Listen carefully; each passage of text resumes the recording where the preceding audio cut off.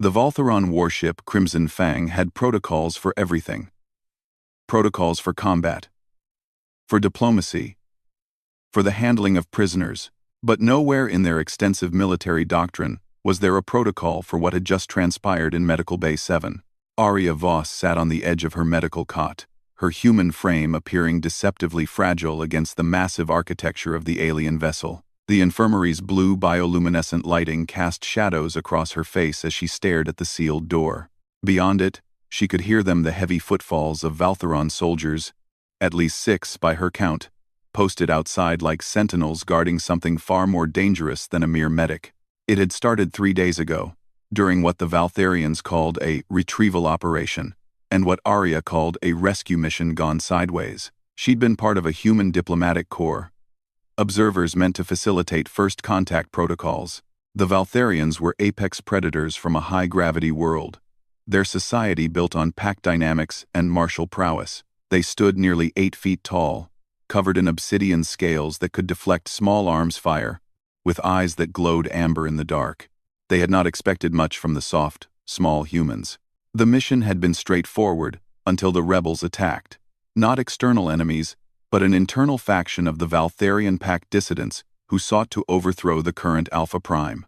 In the chaos of plasma fire and collapsing corridors, Arya had heard it. A sound that transcended species. A cry that spoke to something primal, buried in every sentient being's DNA. A child's scream. She'd found Kiro in the wreckage of what had once been the officers' quarters. The Alpha Cub, barely 3 cycles old in Valtheron terms, perhaps equivalent to a human 5-year-old, had been trapped beneath a collapsed bulkhead. His leg was crushed, one of his small arms bent at an unnatural angle. Around him lay the bodies of his caretakers, casualties of the rebel assault.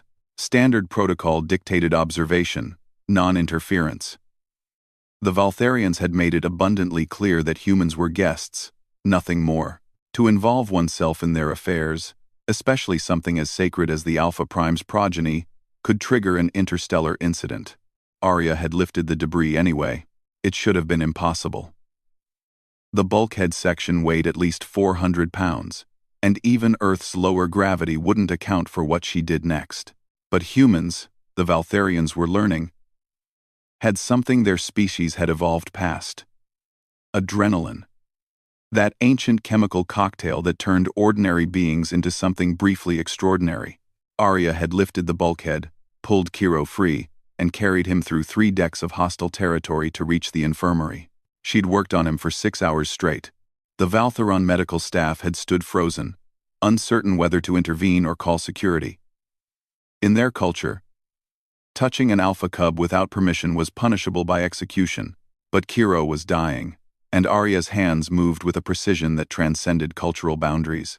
Human medicine was considered primitive by galactic standards. No nanite swarms, no quantum cellular regeneration, just knowledge, tools, and what the galaxy was beginning to recognize as humanity's most dangerous trait: the refusal to accept inevitable loss. She'd stabilized his leg with a carbon fiber splint fabricated from her own equipment harness. She'd reset his arm using techniques that were old when Earth was still divided into warring nation-states. She'd synthesized a pain reliever from the ship's medical database, adjusting Valtheron pharmacology on the fly, making calculations that should have required an AI core. When Alpha Prime 7th had finally arrived at the infirmary, towering and terrible in his full ceremonial armor, he'd found his son sleeping peacefully, his vital signs steady, while a small human female sat beside his bed, monitoring readouts she shouldn't have been able to interpret. The silence that followed had been absolute. Now, 72 hours later, Kiro was recovering beyond even the most optimistic Valtheron projections. He'd be walking within a week, the doctors said. Astounded, his bones were knitting faster than normal, possibly due to the human's unorthodox treatment methods. The cub had begun asking for Arya, his young voice carrying through the infirmary's walls, calling her Soft Claw in his species' language. But it was what happened next that changed everything. On the second night of Kiro's recovery, the rebels had made one final, desperate attempt. 3 infiltrators, armed and determined to finish what they'd started. They'd bypassed the ship's security, navigated the ventilation systems, and entered Medical Base 7 through a maintenance access. They hadn't accounted for Arya Voss being awake. The security footage, which would soon circulate through every ship in the Valtheron fleet, showed a human female, barely 5.5 feet tall, moving through the darkened infirmary with terrifying efficiency. No armor. No weapons beyond a surgical laser and her own hands. The first rebel went down when she severed his suit's power coupling with the laser. The second fell when she used a medical tray as an improvised shield and battering ram, her Earth-world strength catching him off guard. The third actually managed to reach Kiro's bed before Arya intercepted him, and what happened next became the stuff of legend. Humans, the galaxy knew, came from a death world. High oxygen content, extreme temperature variations, abundant predators. But knowing something academically and witnessing it were different experiences entirely. The rebel had outweighed Arya by 300 pounds. He'd had natural weapons, combat training, genetic enhancements. None of it mattered. She'd fought with a ferocity that seemed impossible from something so small, protecting Kiro's bed like a blood-bonded guardian. When the guards finally arrived, all three rebels were unconscious, and Arya stood between them and the sleeping cub, surgical laser still clutched in her trembling hands, her eyes reflecting the infirmary lights like a predator's. Alpha Prime 7th had watched the footage 17 times. Now, as Arya sat on her cot, listening to the guards outside, she understood. She wasn't a prisoner. The soldiers weren't there to keep her in. They were there to keep others out.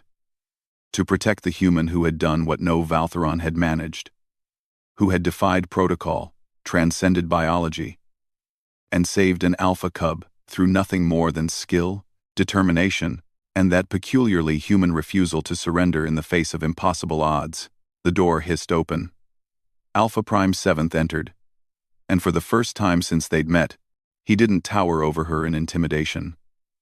He knelt, bringing his massive form level with hers, his amber eyes meeting her brown ones.